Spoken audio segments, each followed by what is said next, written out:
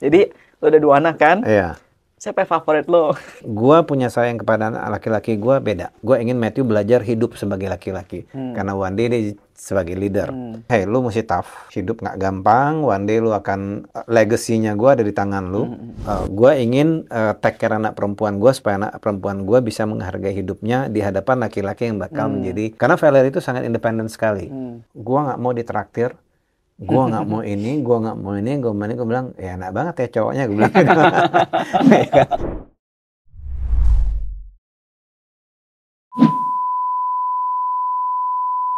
Biasanya kalau ketika saya ketemu seseorang di mana orang tua mereka adalah selebriti atau public figures, in my head itu ada pertanyaan adalah gimana ya rasanya tumbuh besar dengan seseorang terkenal. So today I do have to ask this question kepada Jeremy, of course dari POV daripada ayahnya. Lu sama istri lu kan 2 orang terkenal. Yes. Terus punya 2 anak, ya kan? Yeah. Gue tanya pertanyaan ke Valerie loh. Yeah. Terus dia bilang dia nggak ada feeling kayaknya papa mamanya orang terkenal. Nah buat gue itu kalau zaman dulu kecil nonton film atau TV zaman dulu, when I see somebody on the TV, kesannya kayaknya this person is out of space, kayak otherworldly. Iya. Kapan sih anak-anak lu tuh Menyadari? Iya. Oke. Pertanyaan yang bagus. Karena sejujurnya gini.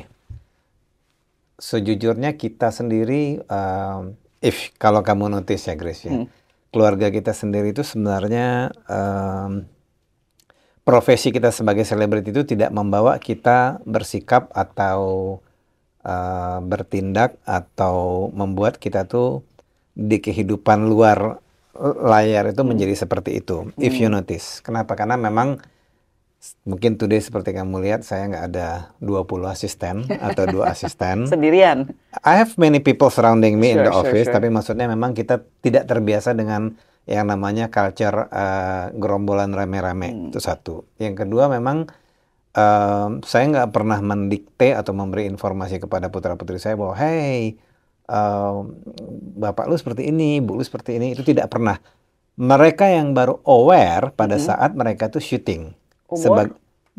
Waktu mereka dari umur SMP, mereka mulai main film, mereka baru aware dengan kru-kru yang mengatakan, wah, your dad begini. Oke, akhirnya ya mereka mulai earn that bahwa oke. Tapi menurut gua mereka juga not take it seriously gitu loh. Ya, karena menurut mereka generasinya kita tuh much better than you dad katanya. Karena kita bilang ya fine, harus dong gue bilang.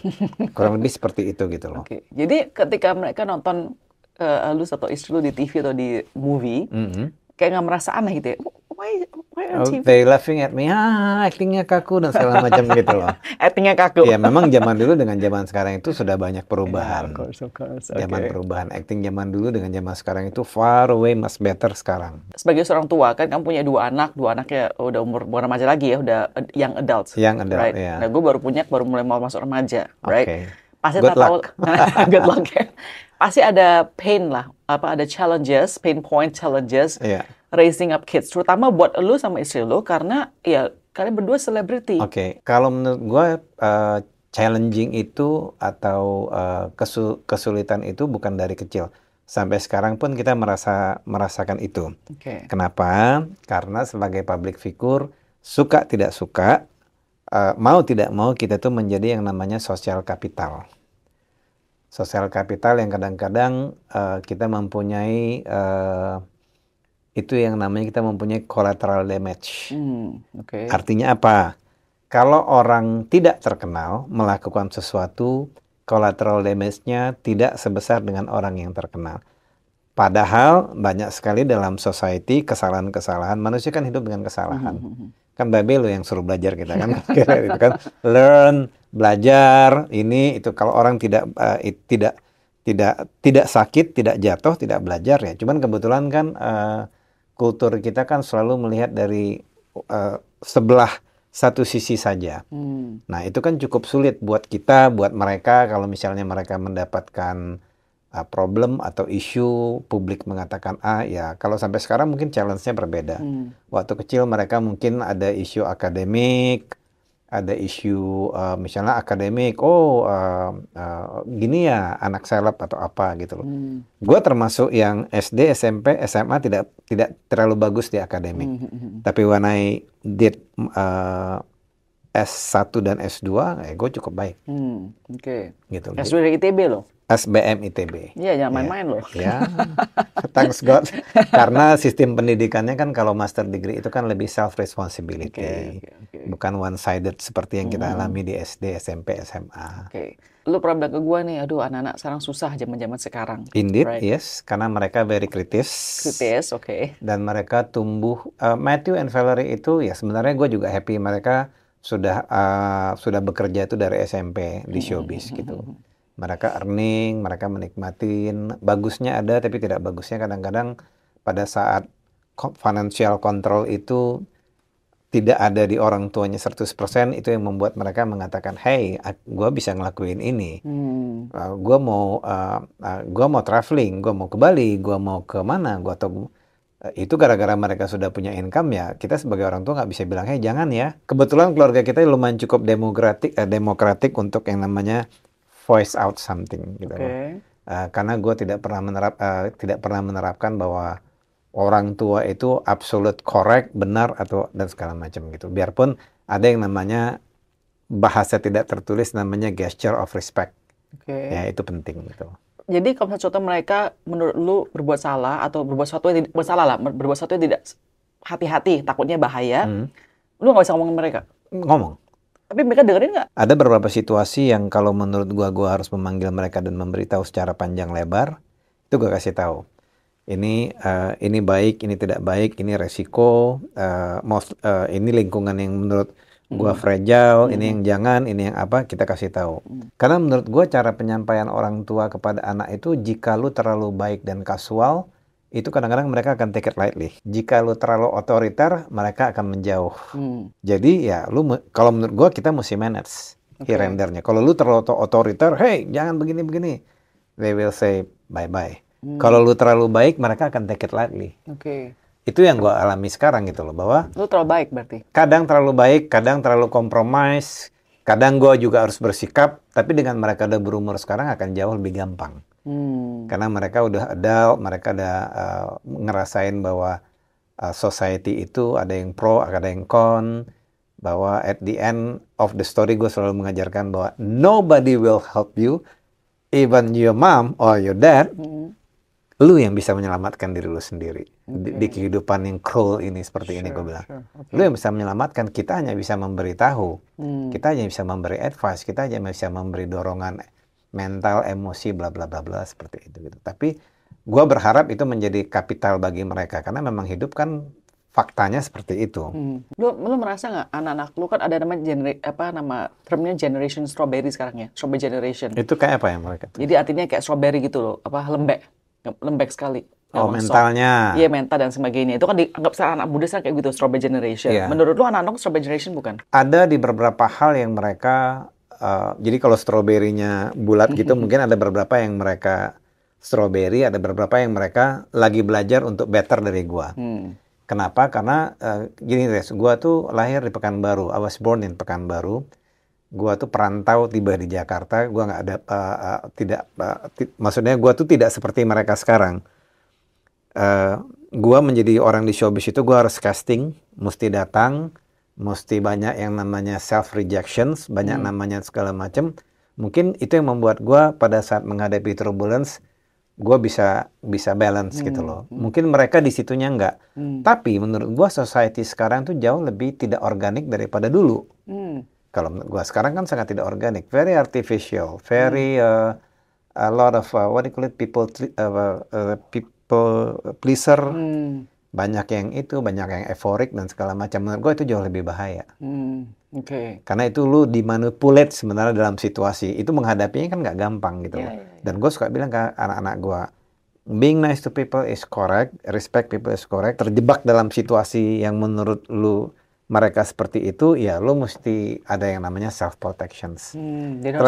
Terlalu ini kali gue ya, terlalu kolot kali ya, gue nggak ngerti. No, I think so. Maksudnya you do have to, like you said, the world is cruel.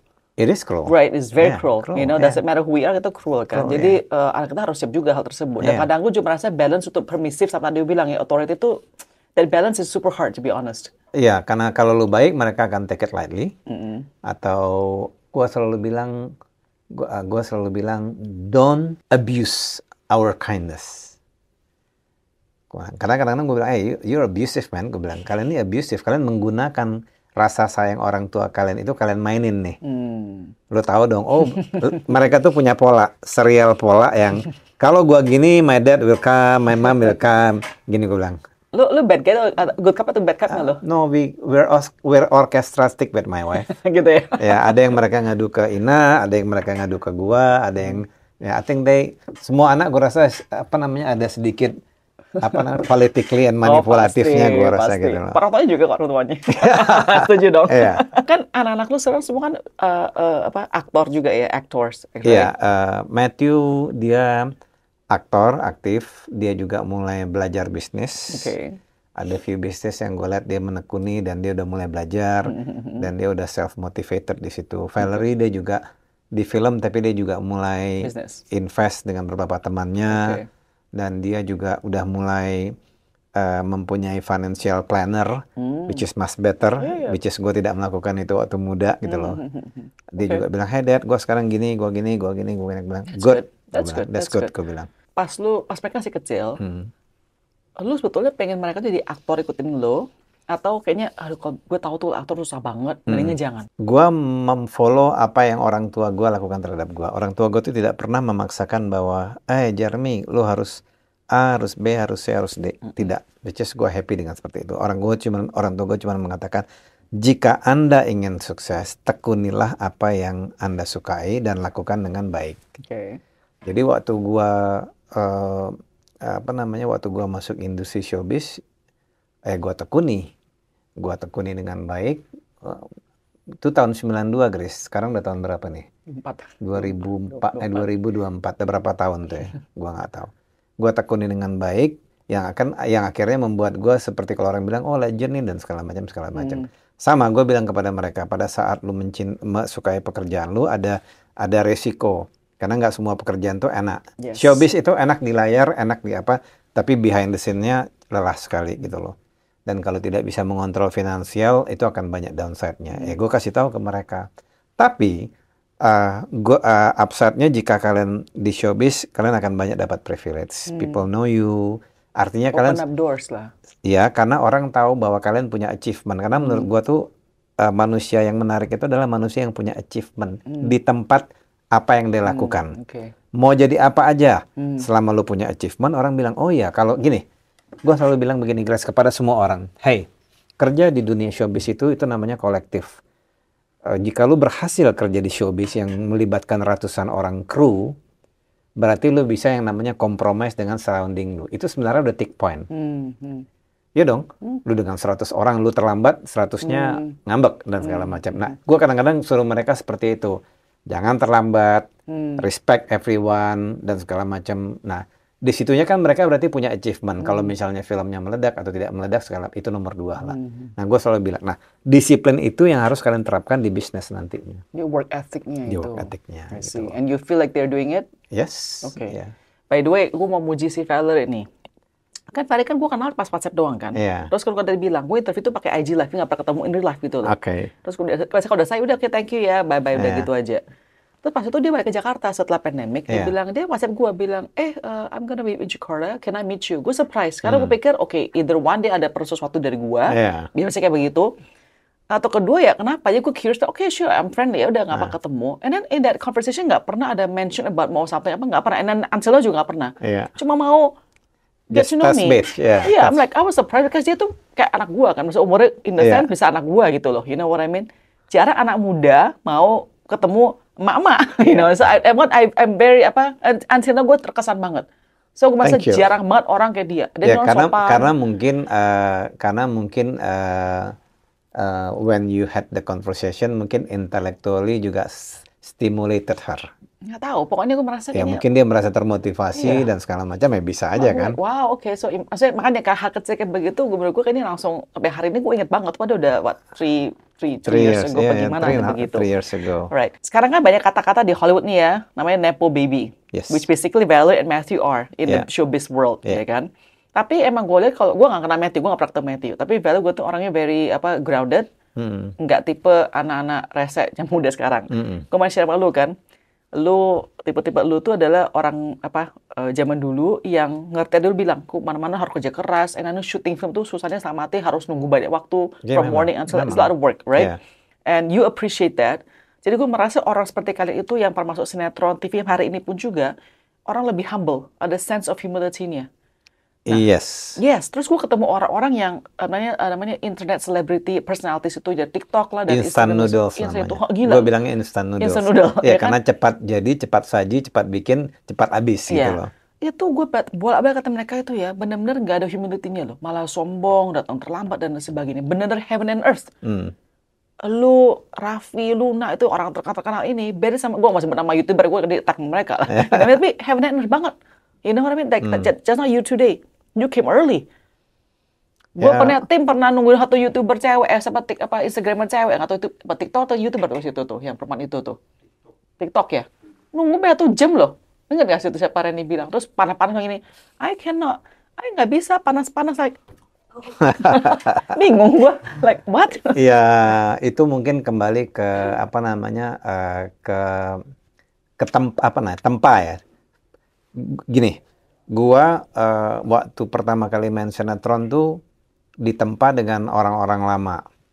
Waktu itu gue syuting dengan Paramitha Rusady, dia datang, gue mesti datang 3 jam sebelumnya. Okay. Gue mesti datang 3 jam sebelumnya, gue anak newbie, gue mesti dilatih blocking, dia udah bintang top, gue harus satu frame dengan dia, akhirnya kita banyak mengalami tempaan. Tapi untungnya waktu itu, gue tuh nggak ada beban. Bahwa gue nggak ada beban, bahwa oke, bagi gue tuh bonus nih. Main dengan bintang top, dapat honor yang nggak gede bagi gue. Tapi kadang-kadang pada saat lu bekerja tanpa beban, itu yang membuat akhirnya lu tertempa dengan baik. Tertempa dengan baik. Itu satu. Yang kedua, bekerja di dunia yang namanya gue bilang kolektif seperti ini, lu melibatkan begitu banyak talent dan perasaan. Ya. Dan yang paling mahal di dunia pekerjaan seperti ini yang namanya waktu. Pada saat lu molor 2 jam, 3 jam segala macam, the entire group atau bunch of people akan merasakan delay-nya. Nah, kan nggak enak kalau menurut gue seperti itu gitu loh. Itu satu. Yang kedua, kadang-kadang penilaian raport di dunia showbiz itu tuh bukan hanya acting lu bagus, tapi sikap, etos, disiplin, humbleness lu juga. Gue rasa itu semua industri ya. Di karakternya. Ya, itu juga dinilai. Karena wah ini jangan deh, tukang problem, tukang terlambat, tukang ini, tukang ngomel, tukang ini. Sementara entry point-nya di industri ini sekarang lebih gampang daripada dulu. Jadi lu gimana aja anak-anak biar nggak, so I know this so far ya, anak-anak lu nggak tipe-tipe yang anak muda yang kayak begitu-begitu. So far sih mereka enggak ya, karena kalau gue lihat mereka cukup enjoy dengan datang ke lokasi, and then meeting few of people dan segala macam gitu loh. Dan gue selalu bilang kalau besok ada kerjaan ya, look after you sleep, gue bilang jangan pergi, jangan apa dan segala macam. So far ya mereka kalau gue lihat sekarang ya tidak gue sih happy ya mereka tidak mempunyai crafted atau manufacture personality. Gue happy. Kan ada orang memang crafted nih. Oh gue mesti gini gara-gara gue seleb ya. Nah, gue juga beruntung seperti itu. Gue juga sama Ina ya, kita kebetulan yang tidak seperti itu. Karena menurut gue capek juga ya. Masa lu mesti mengkondisikan diri lu seperti itu. Lu udah di showbiz berakting, capek, lelah di kehidupan sehari-hari. Just be yourself, man. Di luar negeri, orang-orang terkenalnya dan segala macam juga mereka di kehidupan real life-nya mereka juga santai. Yeah. Kenapa di sini heboh banget sih? Mungkin ya. Can you know all these people, right? Mungkin gue nggak tahu ya. Mungkin label selebriti itu mungkin, atau label orang terkenal itu mungkin sangat berharga buat mereka, dan mereka ingin ya menunjukkan gitu loh. Kalau menurut gua ya. Sementara kalau gua termasuk orang relax. gue bisa makan sendiri, gue bisa nge-gym sendiri, gue bisa semuanya sendiri karena itu udah terbiasa dari gue kecil, gitu loh. Dan ada downside-nya ya, gue kadang-kadang kalau ada problem juga nggak minta tolong kanan kiri, itu downside-nya sebenarnya. So you are teaching your kids juga kayak begitu berarti ya? Gue mengatakan ke mereka untuk mulai belajar mengungkapkan pendapat dan kata-kata kalau ada sesuatu. Karena orang zaman dulu kan tends to keep for themselves. Yeah. Bapak-bapak zaman dulu lah. Lu bapak zaman dulu loh? Zaman mix lah. Lu masih, mix, masih muda lah, lu youthful lah. Enggak, soalnya ini pengalaman gue selama 2-3 tahun di interview orang. Like I start to see. Welcome to the showbiz. I know, before kan gue di business people kan. Business people kan very specific. Maksudnya very jelas banget. You come at 2 at 2. Gue pernah disuruh tunggu 1 jam lebih juga sama satu orang YouTuber terkenal cowok ini, sama anaknya. Datang, gue langsung masih temu dia, nama siapa lah gitu ya. Dia bilang gini, wait, nggak minta maaf, gini, enggak, anak gue lagi smoking break. Harus nunggu smoking break lagi, anaknya dia lagi. Maksud gue pikir, karena gue tuh juga merasa dulu bilang, tuh kan ada tim semua nungguin gitu, kok nggak ada feeling sungkan ya, aneh loh. Empatinya. Nggak sungkan, aduh, kayaknya kalau Ram katakan, maaf, you know what I mean? Kayak ada feeling sorry, feel bad gitu, kok nggak ada feel bad, gue bingung loh. Ya, kita akan menemukan berbagai macam adukan manusia dalam di pekerjaan kan. Sure. Di showbiz juga kadang-kadang ada yang seperti itu. Tapi gue believe gini loh. Gue believe itu akan terfilter dengan baik. Gitu ya. Kalau menurut gue ya. Kalau nggak pasti terfilter lah. Karena sekarang masuk menjadi showbiz kan menurut gue jauh lebih gampang. Karena outletnya kan banyak. Yeah. Cuma ada competition juga sekarang ya. Kompetisinya makin tough, tapi outletnya makin banyak. Jadi ruangan mediumnya makin banyak. Yeah, that's true. So nowadays everybody can be a star. Ya. I guess right. Ya kan ada IG tinggal. Iya. Kan anak-anak kalian kan juga di bisnisnya sama nih, like you and your wife. Gimana sih kalian meng-support mereka, tapi tanpa meng-spoil mereka? What do you do? Nipo ya, nepotisme baby ya. Gini. Aku bilang ke mereka, in the first step, mungkin kalian akan mendapat privilege dari surname yang kalian bawa. Udah pasti logikanya. Itu hanya first step. Itu hanya sebagai entry point. The rest, responsibility itu adanya di kalian. Itu gue sering bilang ke Matthew juga. Gue bilang, gua nggak perlu lagi yang namanya casting atau screen test. Ya, mungkin gua aktingnya nggak lebih hebat daripada lu berdua. Kalian masih harus datang screen test, masih harus ketemu director, masih harus ketemu produser. Ya lu laksanakan. Banyak sekali orang ketemu gua, guys, minta tolong, "Hey mas, ini anak gua gini. Gua bilang, I only can facilitate you by call untuk memanggil anak lu datang casting. Audition ya? Iya, tapi gue nggak bisa punya prerogatif untuk mengatakan use him. Kenapa?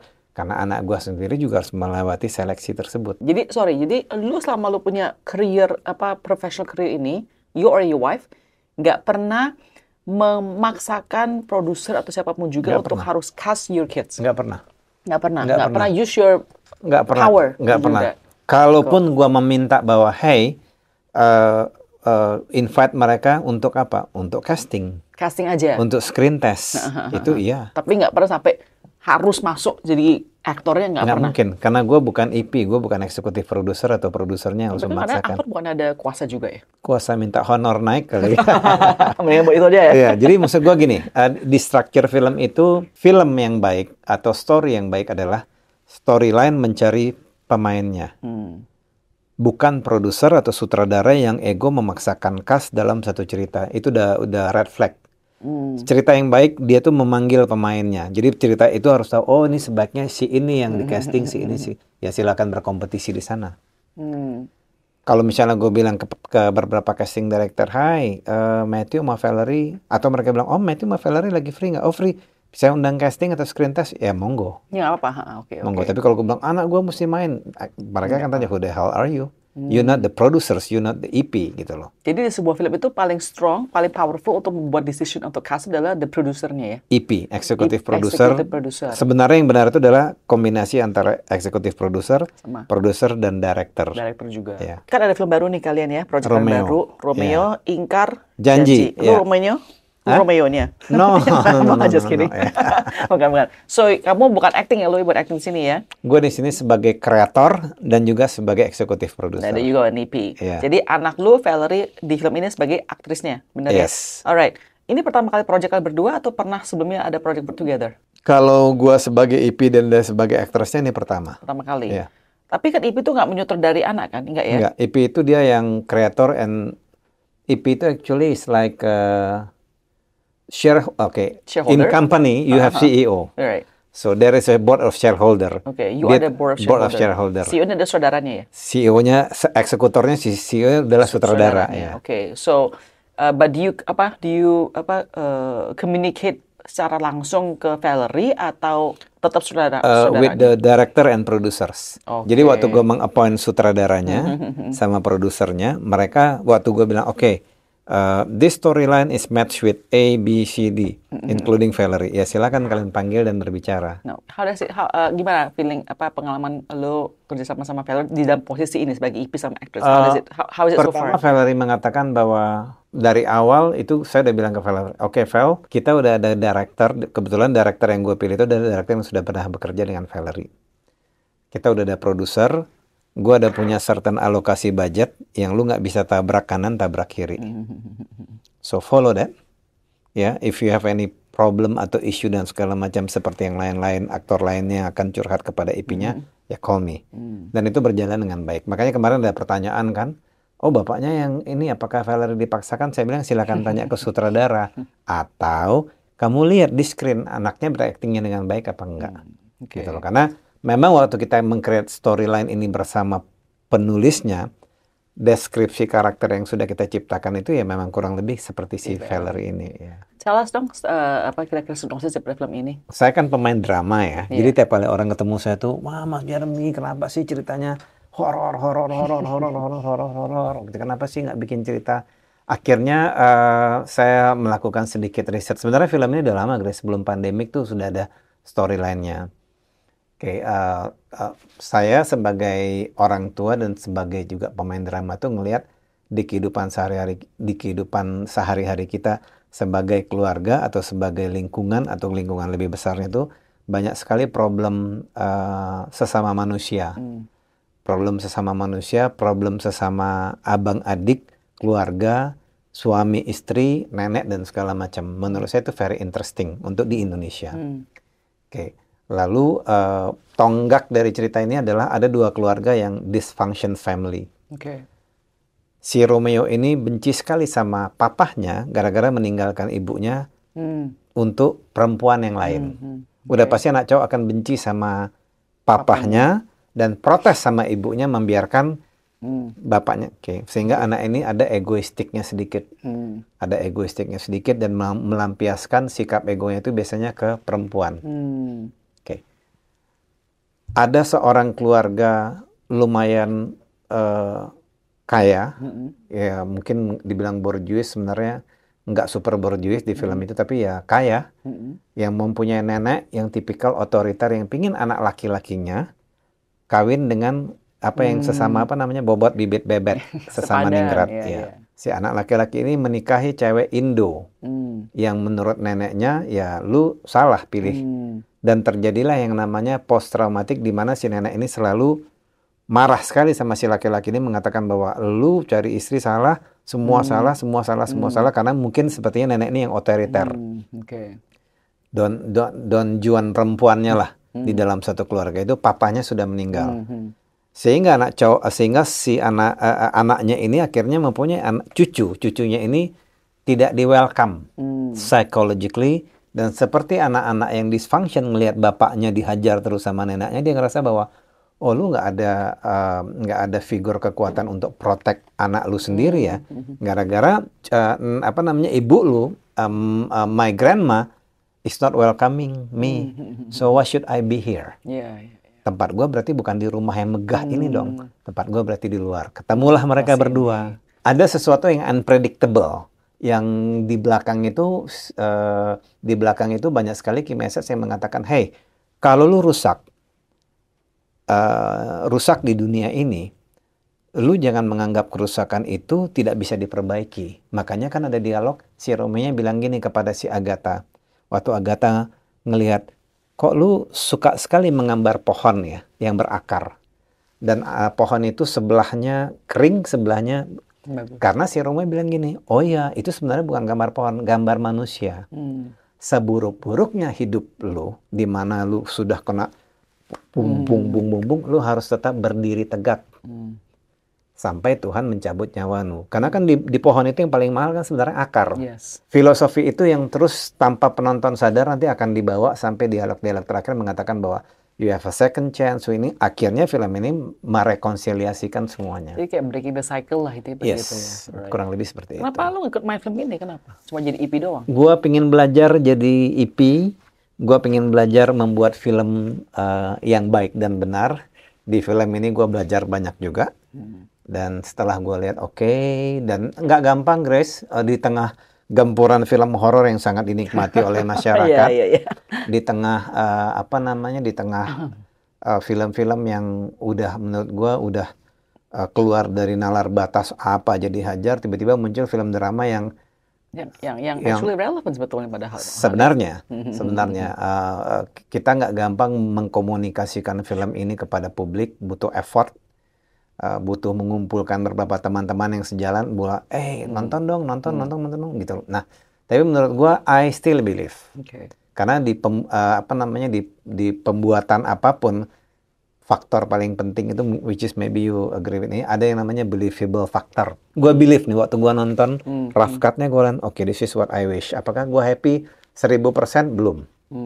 Gua bilang, tapi pada saat gua lihat offline-nya nih sudah ada nyawanya, dan menurut gua orang akan nonton akan bisa relatable. Oh, ini mirip gue, ini mirip gue, ini mirip gue, ini mirip gue. Gitu. Ada banyak aktor, when I say actors, both actor and actresses ya, merasa they have certain age, mereka nggak digunakan lah sebagai untuk in front of the scene ya, right?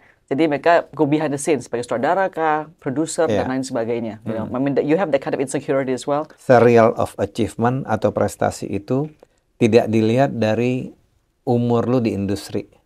Mereka ngelihat lu sebagai senior aktor, iya, tapi achievement atau dan segala macam beda dengan di Europe. Beda dengan kalau kamu ke Jepang atau kamu ke India.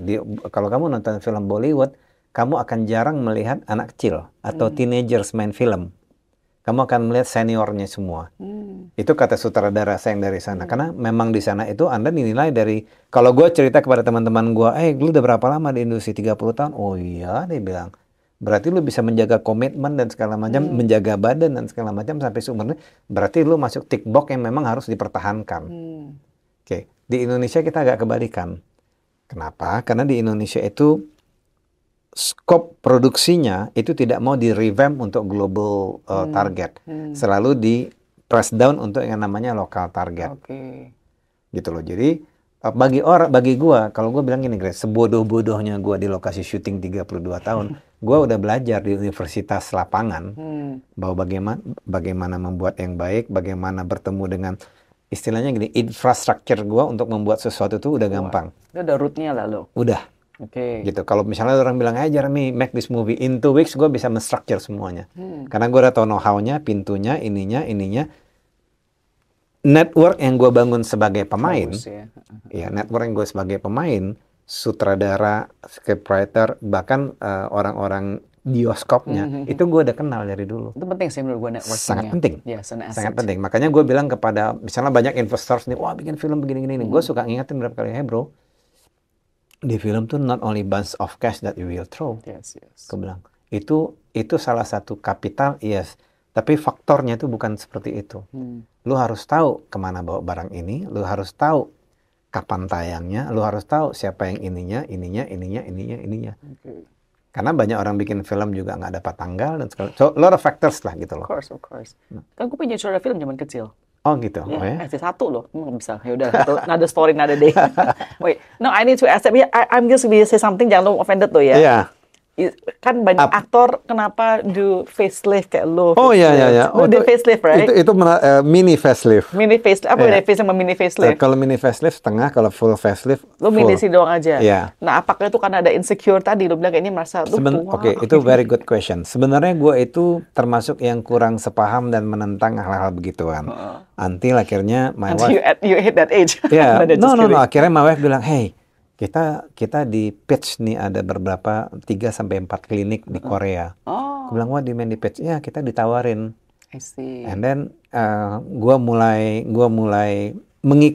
bertemu lah dengan dokter-dokter Korea yang memberi itu kan. Gue lihat ada yang nawarin A, nawarin B, nawarin C, ini. Dan akhirnya Ina bilang, lo tau Bradley Cooper nggak? Gue bilang, ya of course I know. Gue bilang, lo tau Brad Pitt nggak? Iya, mereka tuh udah mini loh. Gue bilang, oh ya? Gue bilang, ini bedanya, ini. Oke, gue lihat mereka semuanya above 50 kan. So, I know how old you are? I'm 54. Okay, alright. Okay. 54. So, mereka above 50 dan gue lihat, oh iya ya. Dan kebetulan gini, gue bisa menjawab ini valid, Grace. Gue tuh hobi olahraga dari muda. Yeah, I can tell from your body. So, I look after my meals, gue menjaga badan gue masih lari 10 kilo, gue masih nge-gym dan segala macam. Sampai satu waktu gue ambang kebingungan ini, gue berpikir, oke, gue udah jaga badan nih, udah jaga ini. Masa permak sedikit ini permak sedikit ini nggak mau sih. Sampai akhirnya gue ketemu dokternya di Jakarta. Akhirnya dia bilang, oh kamu nggak perlu banyak-banyak, kamu dikit aja, klek gitu. Cuman waktu itu gue agak upset pada saat mendengarkan bahwa gue hanya bisa angkat beban setelah sebulan, dia bilang. Di situ gue agak oke. Tapi and then Ina bilang ya, akhirnya kami berangkat ke Korea. Pada saat saya ngelihat bahwa dia rumah sakit lah, rumah sakit bukan klinik. Itu gue udah secure dan gue lihat, oh oke, nama-nama besar aktor Korea yang di sana, gue secure dan gue lihat mereka sangat profesional sekali. Tapi kita bikin deal nih dengan Ina. Lu dulu ya, aku bilang. Minimum gue bisa ngelihat kamu setelah berapa hari. Dan setelah gue melaksanakan itu, abis Ina 2 hari, gue 2 hari. Dan dia kasih do and don't, harus gimana.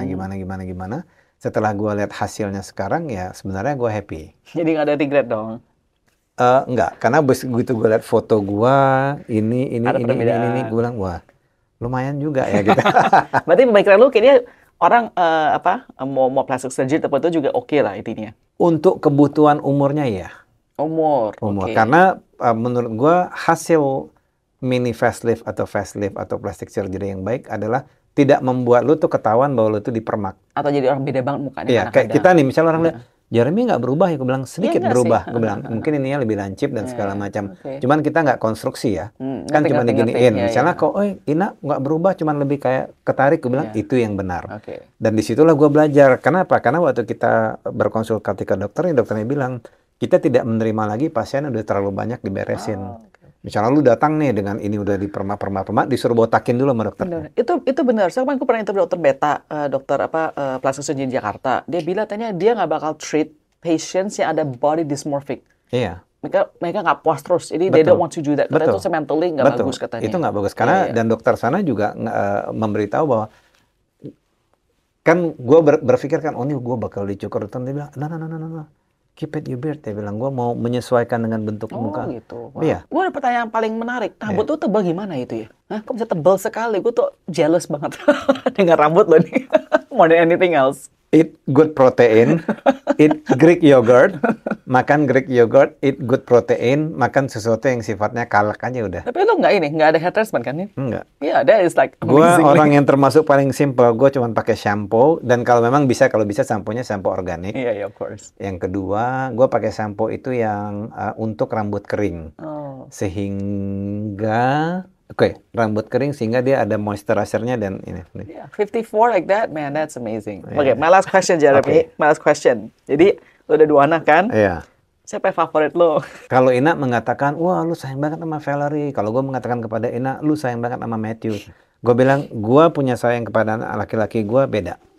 Mungkin like any other fathers yang menginginkan anaknya itu, gue bilang, gue ingin Matthew belajar hidup sebagai laki-laki. Karena one day dia sebagai leader. Gue ingin take care anak perempuan gue supaya anak perempuan gue bisa menghargai hidupnya di hadapan laki-laki yang bakal menjadi, karena Valerie itu sangat independen sekali. Bilang, Vel, wah Dad, gue nggak mau ditraktir, gue nggak mau ini, gue nggak mau ini, gue mau ini. Gue bilang, ya enak banget ya cowoknya, gue bilang. Ya kan? And she's very beautiful. Enak banget ya cowoknya, karena pride-nya tinggi, which is gue happy. Gue happy gitu loh. Misalnya dia pride-nya tuh kayak mamanya lah, semuanya itu begini-begini. Kalau bapaknya kan agak oportunis dikit. Ada pedagangnya dikit kan. Cuman mereka, gue bilang, oke, that's good. Cuman lu mesti, apa ya, maksudnya kan, kalau gue sama Valerie lebih banyak, kalau Matthew itu gue lebih bilang, hey, lu mesti tough. Ya, tak. Lu mesti tough. Hidup nggak gampang. One day lu akan, legasinya gue ada di tangan lu. Adik lu mungkin ini kita cuman berdua dan gue pingin lu kompak gitu. Udah itu doang sih. Tapi kalau enak bilang, oh kamu selalu sama Valerie, gue bilang ya Tapi susah karena memang father and daughter emang bisa close sih. Gitu. Iya, karena anak laki-laki Matthew mungkin lebih dekat ke ibunya gitu normal loh. itu sih. Jadi gue punya cara tersendiri untuk membuat Matthew menjadi cowok dan berhasil, gue bilang. Okay. Well, anyway, good luck ya with Romeo Ingkar Janji. Ya, nonton dong, Grace. I will. Tell dong, di mana dan sebagainya. Romeo Ingkar Janji itu tanggal 25 hari ini, mulai onward. Lihat IG gua atau lihat IG ininya bisa di bioskop mana aja. Oke.